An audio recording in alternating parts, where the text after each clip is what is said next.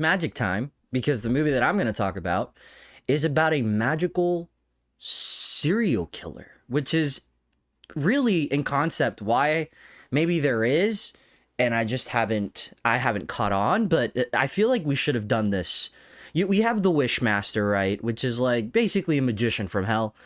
We've got Hellraiser, and we've got Pinhead, and we've got Freddy Krueger, all these, now we have Art, all these crazy otherworldly cosmic entities that can do magic and they kill people. But we've never had, at least to my recollection, someone in the iconic monster sphere, a magician serial killer, which to me just feels like a no duh concept. I don't know why why it hasn't caught on. So I was kind of interested in this just after Terrifier 2, mainly because I was like, who's this other fucking clown trying to out clown another clown, right? And it's like I feel like when art became a thing, we had all these up and coming serial killers with distinct looks, but this one in particular kind of threw me off because it's also a clown. It's a jester. It's Joker. It's a clown. Now you got Art the Clown. And both of these roles are very much dependent on how good the actor is as a silent actor inside of a mask, being completely covered and acting out, very much in a Charlie Chaplin kind of way. This one interested me just on that premise alone, like a murderous magician. But I didn't have high hopes, and it probably has a lot to do with Terrifier coming out when it did and being as big. I was like, now we wasted no time trying to like ride that wave and start making other murderous magical fucking clowns. I finally watched it. In a lot of ways, this movie feels like a proof of concept, and I know that it has its following, and I can't say I get it. I don't get it. I'm going to watch the second one later tonight, but I don't get it right now. The story follows a young woman who is grieving her father, and she tries to reconnect with her sister. The thing is that her sister wants absolutely nothing to do with her, because for a good portion of her teen years, she didn't speak to her dad. Her dad left and started a new family. And that sister is the byproduct of her father leaving her. So there's a lot of baggage there. There's a lot of grief. That setup alone makes you feel like there's a lot of character work to be done. And unfortunately, under an hour and 25 minutes, the groundwork was set in that there was just ground, but there was no work done on the concrete. It is a bumpy ass road from beginning to end. This jester is the reason why the father committed suicide. You see, the jester is a manifestation of grief.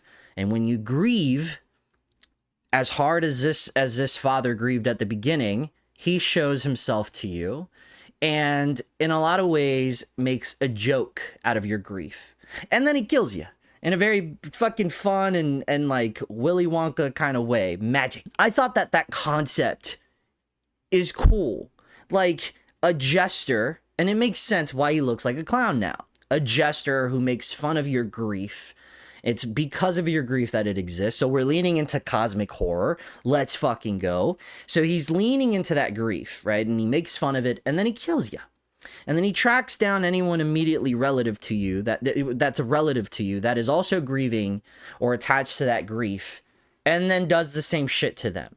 And that concept, for me, worked in theory, because the movie explores absolutely none of that. It feels like the movie only worried about making him look cool, which he does, and making sure that the vibes and aesthetics were on point, because the whole movie takes place during Halloween, which, like, hell yeah. But I feel like that's a fucking cop-out.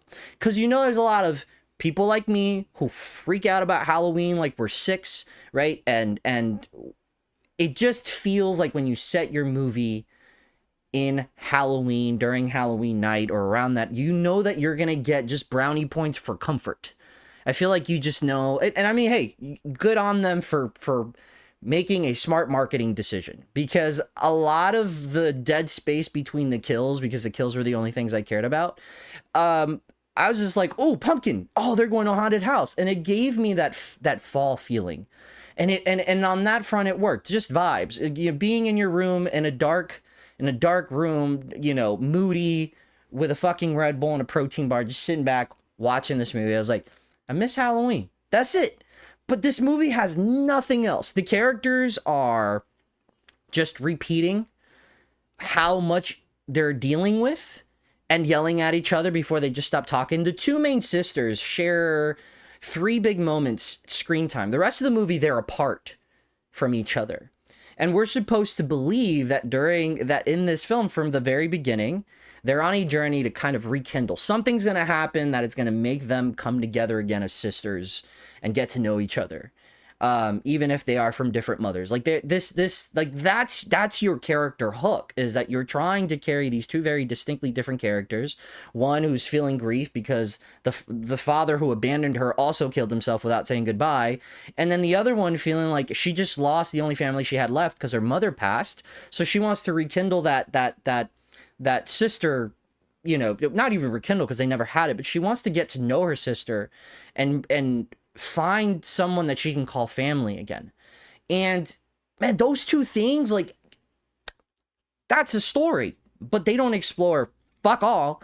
And everything I just told you is about as deep as that fucking goes. But the killer here is really why you're here. And this is why I kept watching. It's an hour and 25 or so minutes. So I was like, I'm going to watch this for the kills. If there's one thing the movie does excellently, is it just focuses on the killer. This is akin to Terrifier 1. There is no fucking story. You're just there for the killer. Now, it is nowhere near as gory at all. There's probably 2 kills here that are gory that I think are like cool, but they're nowhere near that level. But what's here is a really fun killer who has character. Sometimes he leans a little too much into his Art the Clown-isms, unfortunately, but I guess that's just the trouble you run with parallels of, you know, running parallels with 2 fucking killer clowns. There's a lot of like acting, you know, he acts with his hands, and it's a very much like Art the Clown. He even does this, which Art does all the time after he fucking skins someone alive. There's a lot of parallels, but I feel like the look and his shtick is enough to make him feel different. And that's why I'm looking forward to see the second movie, because maybe I'm feeling like, and I watched the trailer, but I'm feeling like they do enough from the trailer in the second to make me feel like they're leaning into, they realized it and they were like, let's go somewhere a little different. We're scathing shoulders with this other fucking clown. So I'm going to watch the second one. I'm low-key excited, but not because the first one was good. Just because I want to see more of this motherfucker. I found him fun. There is one standout sequence in a gas station where the main character is running towards cops asking for help.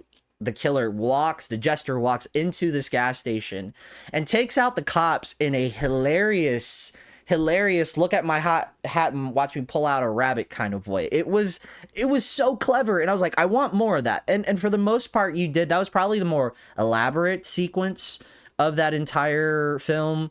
It was so intricate, and it had a lot of moving parts, and I appreciated that, and I wanted more of that. There is a scene where he kills himself, and then he falls. And it's a cool effect. He falls, but then how he gets back up is like there's this force that's lifting him. And that's when you realize like he's really supernatural. Well, you realize it before, but here you're like, there's a magnitude of like indifference between what he did at the beginning and then this, where he just kind of gets up very Nosferatu-like, but it was practical. And it just looked really cool in the lighting at that moment. So listen, technically wise, and on the technical spectrum, this movie looks good. Even the opening credit sequence consists of a black backdrop and then watching the killer kind of move around, and we have close-ups of his face and his gloves as he's playing with them. He's got his walking stick, and that did a lot to build this mysticism behind this killer, just because like the aesthetics are there, the vibe there is there. Title sequences I feel people put no work into. It's just, here's a name and a ominous song and some close-ups of the woods. I'm a sucker for like a cool intro sequence, even if there's nothing, even if it's just something visual, like the Zack Snyder's Dawn of the Dead, when we're watching, you know, and there's like the broadcast in the background, and there's like it looks like there's drops of blood on the screen and they're like blow drying it so the blood drops like spread. I think that title sequence stands the test of time for me. I really love it. So I thought that was great. The ending fucking, it kind of ended abruptly. There's no ending. And there's not even a sense of resolution, even though that's what I thought they were going for. I can see they were going for resolution, but there was no sense of finality. So then watching the trailer for 2, it's completely different characters. So I'm like, whoa, what the? There's this entire fucking story that you just left fucking... It's just, it feels unfinished. The killer was fun. He's the only reason you're watching. The story was ass. It's completely unexplored.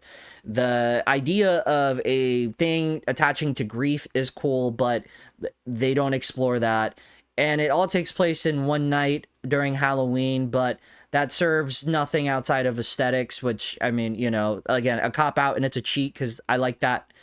There's just nothing here outside of the killer. But the killer got me. So I'm gonna watch part 2. Hopefully there's more of a story. Hopefully there's more of a grasp on this idea of grief, and this what is he, you know, a cosmic entity. Hopefully he's nothing demonic, because Art the Clown is from hell. We don't need to do that shit too. No. That's all I got for you guys. If you guys have seen Jester, the Jester, let me know how you feel about it. The second one got a theatrical release, Fathom Events, for like a weekend. So the first one made enough money to get it there. So that's why I have high hopes that maybe there's more exploration here. Although I saw it's an hour and 25 minutes. So, and this one's an hour and 28 minutes, I think. So, yeah, that's all. That's the review I have for you today. Expect part 2 tomorrow, unless I watch something else more exciting and interesting than expected in a couple days. But that's neither here nor there. Thank you guys for watching. Also, thank you. Some of you have reached out on Instagram, and it's been very nice to hear that you guys are enjoying these commentary podcast-ish videos of me blabbing. I appreciate it. It's just cool. So thanks for listening. And as always, I will see you at the movies.